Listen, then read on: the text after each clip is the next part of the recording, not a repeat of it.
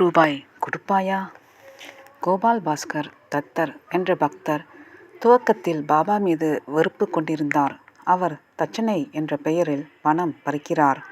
அவர் குளிக்கிற நீரை மக்கள் தீர்த்தமாக குடிக்க கொடுக்கும் அருவருப்பு நடக்கிறது என்றெல்லாம் கேள்விப்பட்டதால் இந்த வெறுப்பு. காலப்போக்கில் உபாசனி பாபா பற்றி படிக்கவும் கேள்விப்படவும் ஆரம்பித்து அங்கே சென்ற பிறகு இந்த எண்ணம் மாறியது. பாபா உயர்ந்த குரு என உணர்ந்து கொண்டார்.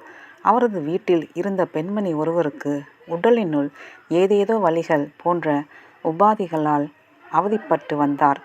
எவ்வளவோ மருத்துவம் பார்த்தாகிவிட்டது, பயனில்லை. அவர் தபோல்கர் சாயி லீலாவின் எழுதும் பாபா பற்றி கட்டுரைகளை வாய்விட்டு படித்து கொண்டிருப்பார். ஒரு கட்டுரையில் பாபா ஒரு பாம்பிடமிருந்து தவளை காப்பாற்றிய நிகழ்ச்சியை படிக்க நேர்ந்தது. அப்போது அவள் சொன்னாள், பாபா, தவளை போன்ற தாழ்மையான ஜந்துக்கள் துன்பப்படும்போது அவற்றை காப்பாற்றும் அளவுக்கு தங்களுக்கு தயை உள்ளது. மனித பிறவி எடுத்த என்னிடம் இரக்கம் பிறக்கவில்லையா? அப்போது திடீரென ஒரு குரல் கேட்டது.